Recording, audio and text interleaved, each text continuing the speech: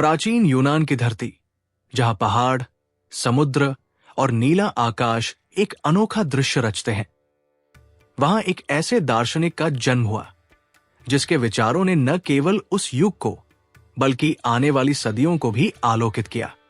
हम बात कर रहे हैं प्लेटो की, जिन्हें यूनानी दर्शन का एक सितारा माना जाता है। यह कहानी है उनके जीवन की, उनके विचारों की और उस महान गुरु सुकरात के प्रभाव की, जिसने प्लेटो के मन को नई दिशा दी। प्लेटो का जन्म लगभग 427 ईसा पूर्व एथेंस में हुआ था। उनका असली नाम था अरिस्तोकल्स, लेकिन उनकी चौड़ी छाती और मजबूत कंधों के कारण उन्हें प्लेटो कहा जाने लगा, जिसका अर्थ यूनानी में चौड़ाला होता है। प्लेटो का परिवार एथेंस के कुलीन वर्ग से था। उनके पिता अरिस्तोन और माता पेरिक्शन दोनों ही प्रभावशाली घरानों से संबंधित थे। बचपन से ही प्लेटो को शिक्षा, कला और खेलों में उत्कृष्टता हासिल करने का अवसर मिला। वो कुश्ती में निपुण थे और कविता लिखने में भी रुचि रखते थे।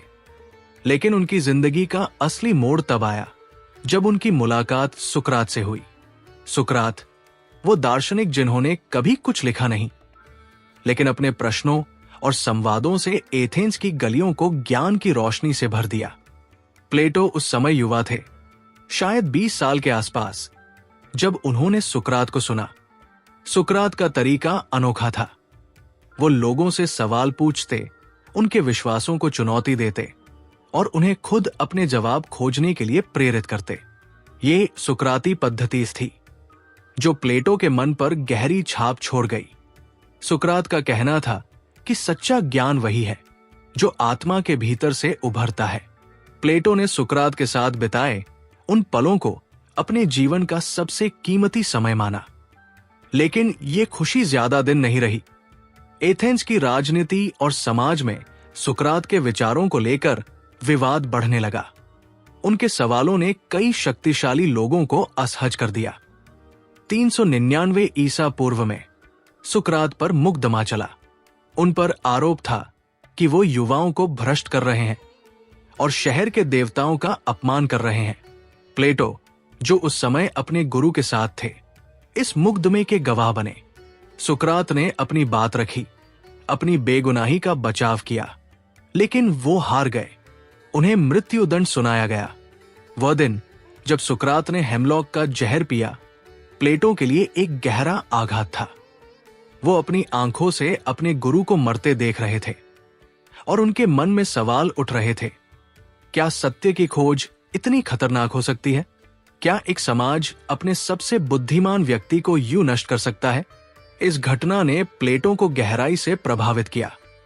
उन्होंने फैसला किया कि वो सुकरात के विचारों को जीवित रखेंगे, लेकिन अपने तरीके से। सुकरात की मृत्यु के बाद प्लेटो ने एथेंस छोड़ दिया। वो मिस्र, इटली और सिसिली की यात्रा पर निकल पड़े। इन यात्राओं ने उनके दृष्टिकोण को और व्यापक किया। वो पाइथागोरस के अनुयायियों से मिले, जिनके गणित और दर्शन ने उन्हें प्रभावित किया। लेकिन सुकरात का प्रभाव हमेशा उनके साथ रहा। वो समझ चुके थे कि सत्य की खोज केवल सवालों से नहीं, बल्कि गहरे चिंतन और संवाद से संभव है। एथेंस लौटने के बाद प्लेटो ने एक नया कदम उठाया। उन्होंने अकादमी की स्थापना की, जो दुनिया का पहला संगठित शिक्षण संस्थान माना जाता है। ये वो जगह थी जहां दर्शन, गणित, विज्ञान और राजनीति पर चर्चा होती थी। प्लेटो का मानना था कि शिक्षा ही वो रास्ता है जो समाज को बेहतर बना सकता है। अकादमी में उन्होंने सुकरात की शिक्षाओं को एक नया रूप दिया। वो संवादों के माध्यम से अपने विचार लिखने लगे, जिनमें सुकरात अक्सर मुख्य पात्र होते थे। प्लेटो का मानना था कि सत्य एक आदर्श रूप में मौजूद है, जिसे हमारी आत्मा समझ सकती है। ये विचार, जिसे बाद में रूपों का सिद्धांत कहा गया, उनकी दार्शनिक नींव बन गया। लेकिन ये सब कुछ एक दिन में नहीं हुआ। सुकरात की मृत्यु और उनकी शिक्षाओं ने प्लेटो को वो दिशा दी जिसने उन्हें एक महान दार्शनिक बनाया। ये तो बस शुरुआत थी।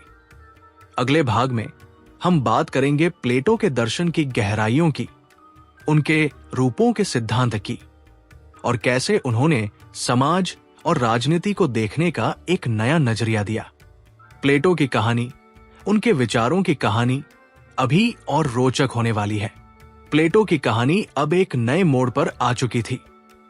सुकरात की मृत्यु और उनकी शिक्षाओं ने प्लेटो के मन में गहरे सवाल छोड़े थे। वो समझ चुके थे कि सत्य की खोज केवल सवालों और संवादों तक सीमित नहीं है। उनके मन में एक विचार पनप रहा था, एक ऐसा विचार जो दुनिया को देखने का नजरिया बदल देगा। ये था रूपों का सिद्धांत, प्लेटो के दर्शन का आधार, जिसने उन्हें यूनानी दर्शन में अमर कर दिया। एथेंस में अकादमी की स्थापना के बाद प्लेटो ने अपने विचारों को व्यवस्थित रूप देना शुरू किया। वो अपने संवादों में सुकरात को मुख्य पात्र बनाते, लेकिन अब उनके विचार सुकरात से आगे बढ़ चुके थे। प्लेटो का मानना था कि हमारी दुनिया, जिसे हम देखते, छूते और महसूस करते हैं, वो पूरी तरह वास्तविक नहीं है। ये दुनिया केवल एक छाया है, एक अपूर्ण प्रतिबिंब है उस सच्ची दुनिया का जो हमारी इंद्रियों से परे है। इस सच्ची दुनिया को उन्होंने रूपों की दुनिया कहा। रूपों का सिद्धांत क्या है, इसे समझने के लिए प्लेटो की एक प्रसिद्ध रूपक गुफा की उपमा को देखना होगा। कल्पना कीजिए, एक गुफा जिसमें कुछ लोग जन्म से ही बंधे हुए हैं। वे केवल गुफा की दीवार पर पड़ने वाली छायाओं को देख सकते हैं जो आग की रोशनी से बनती है। उनके लिए ये छायाएं ही सत्य है। लेकिन अगर उनमें से कोई व्यक्ति बंधन तोड़कर गुफा से बाहर निकले और सूरज की रोशनी में असली दुनिया को देखे, तो उसे पता चलेगा कि छायाएं केवल एक भ्रम थी। प्लेटो का कहना था कि हमारी दुनिया भी ऐसी ही है। हम जो देखते हैं वो केवल रूपों की छाया है। असली सत्य, जैसे सुंदरता, न्याय या अच्छाई, एक आदर्श रूप में मौजूद है जो केवल बुद्धि और चिंतन से समझा जा सकता है।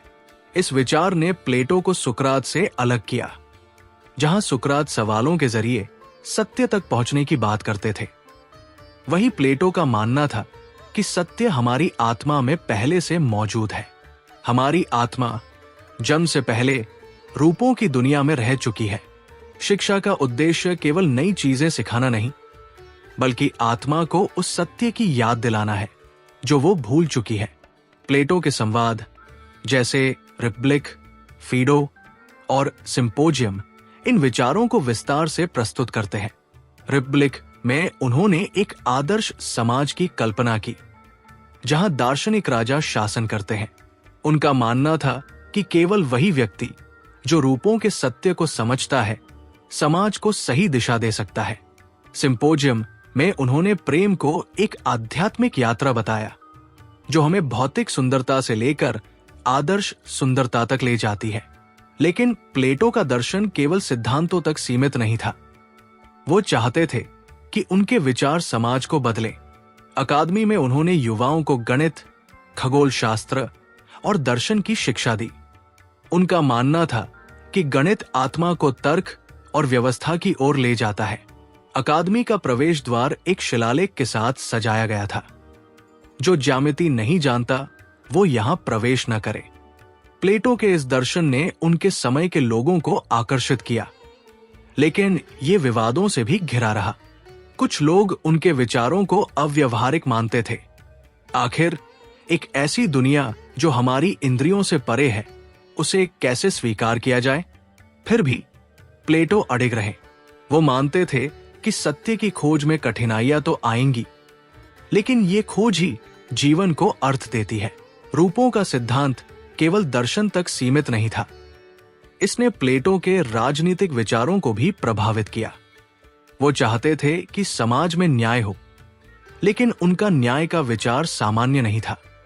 उनके लिए न्याय तब होता है जब समाज का हर हिस्सा, शासक, सैनिक और श्रमिक अपना कर्तव्य निभाए।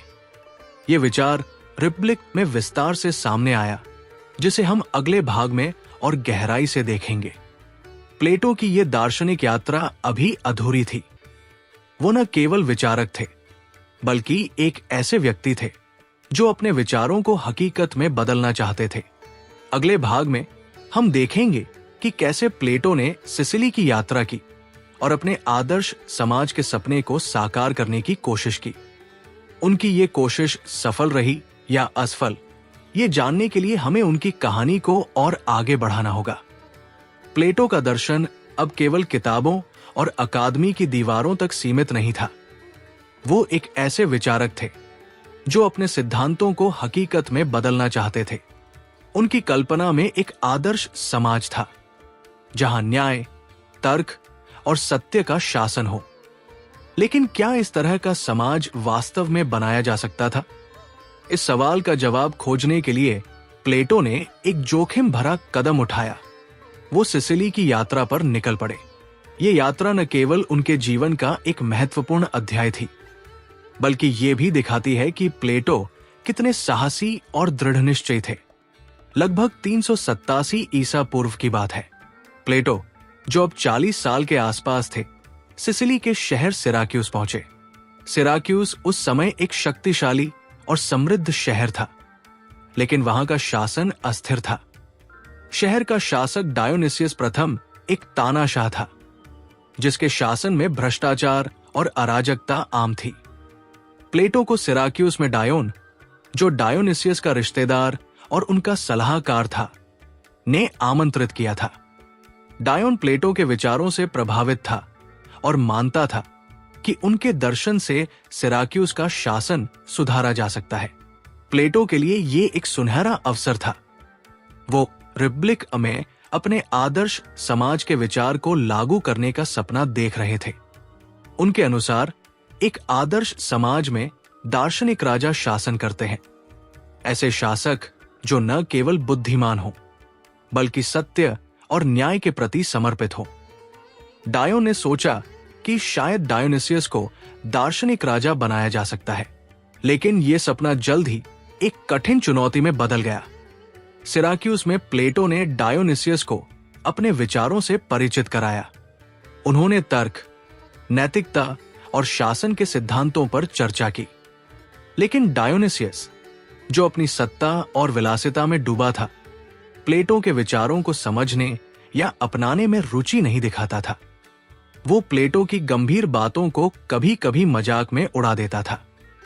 प्लेटो को जल्दी ही एहसास हो गया कि एक तानाशाह को दार्शनिक बनाना आसान नहीं है। उनकी बातचीतें बेनतीजा रहने लगी और डायोनिसियस के दरबार में प्लेटो का प्रभाव कम होने लगा। स्थिति तब और बिगड़ गई जब डायोन और प्लेटो के बीच की दोस्ती ने डायोनिसियस को संदेहास्पद बना दिया। उसे लगा कि डायोन प्लेटो के प्रभाव में आकर उसकी सत्ता को चुनौती दे सकता है। आखिरकार डायोनिसियस ने प्लेटो को सिराक्यूस से निकाल दिया। कुछ कहानियों के अनुसार प्लेटो को गुलाम के रूप में बेचने की धमकी भी दी गई, लेकिन उनके दोस्तों ने उन्हें बचा लिया। ये यात्रा प्लेटो के लिए एक कड़वा अनुभव थी।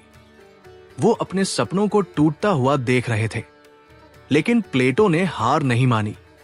कुछ साल बाद जब डायोनिसियस प्रथम की मृत्यु हुई और उसका बेटा डायोनिसियस द्वितीय सिराक्यूस का शासक बना, तो डायोन ने प्लेटो को फिर से आमंत्रित किया।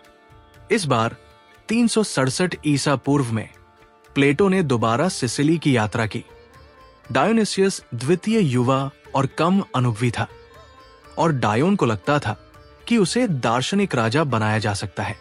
प्लेटो ने फिर से कोशिश की। उन्होंने डायोनिसियस को दर्शन, गणित और शासन के सिद्धांत सिखाने की कोशिश की, लेकिन इतिहास ने खुद को दोहराया। डायोनिसियस द्वितीय में न तो वो बुद्धि थी, न ही इच्छा शक्ति जो प्लेटो के विचारों को अपनाने के लिए जरूरी थी।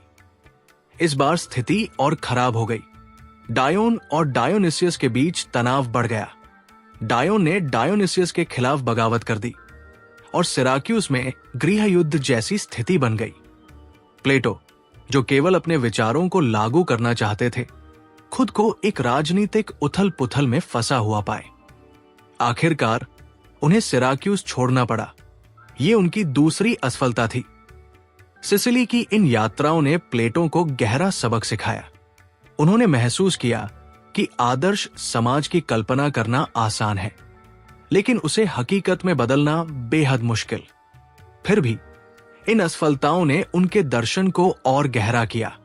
वो समझ गए कि शासन केवल विचारों से नहीं, बल्कि व्यावहारिकता और लोगों की स्वीकृति से चलता है।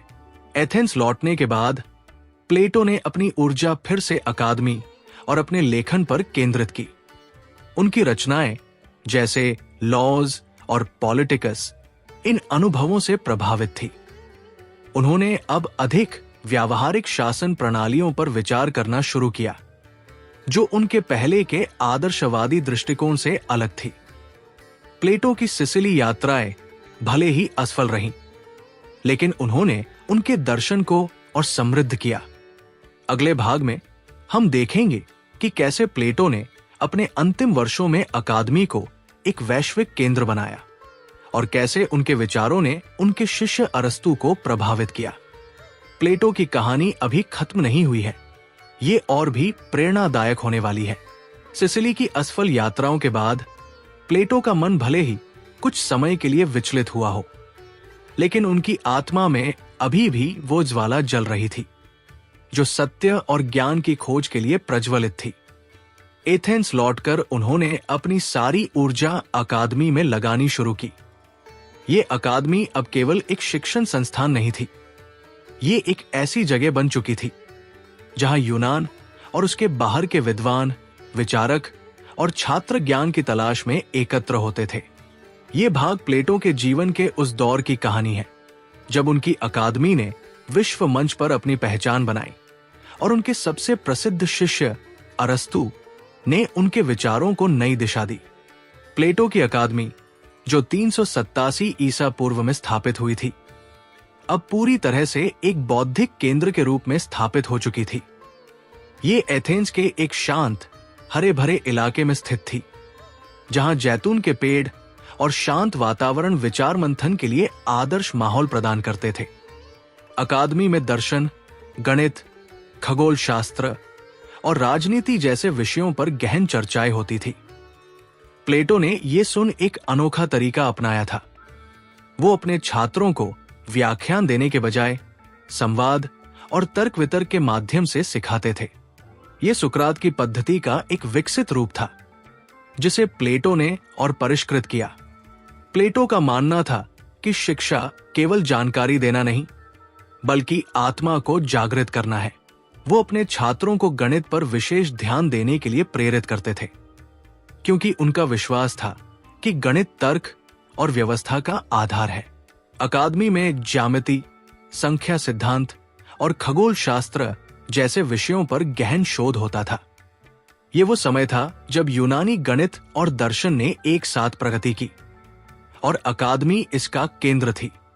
इसी अकादमी में एक युवा छात्र ने प्रवेश किया जिसका नाम था अरस्तु। अरस्तु, जो मैसेडोनिया के स्टैगिरा से था, केवल 17 साल की उम्र में अकादमी में शामिल हुआ। वो एक असाधारण प्रतिभा का धनी था जिसके विचार और जिज्ञासा ने प्लेटो को प्रभावित किया।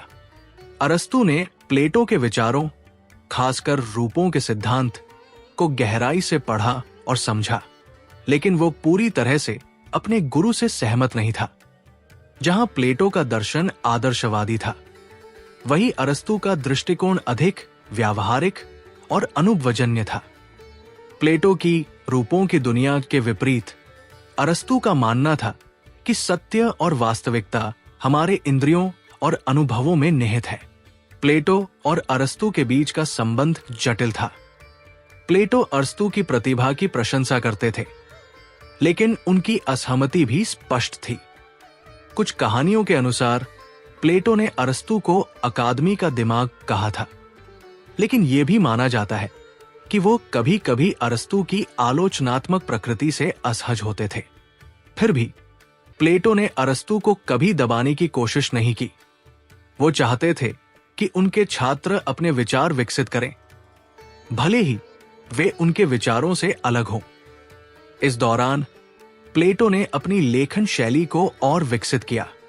उनकी बाद की रचनाएं जैसे थिएटिटस, सोफिस्ट और लॉज उनके पहले के कार्यों की तुलना में अधिक जटिल और गहन थी।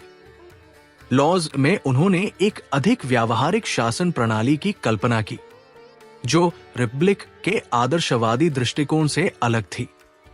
सिसिली की असफलताओं ने उन्हें यह सिखाया था कि शासन को वास्तविकता के करीब होना चाहिए। इन रचनाओं में प्लेटो का दर्शन और परिपक्व हो चुका था। अकादमी अब केवल प्लेटो की नहीं थी, ये एक ऐसी जगह बन चुकी थी जहां विचारों का आदान प्रदान होता था। वहां के छात्र और शिक्षक न केवल यूनान बल्कि पूरे भूमध्य सागरीय क्षेत्र से आते थे।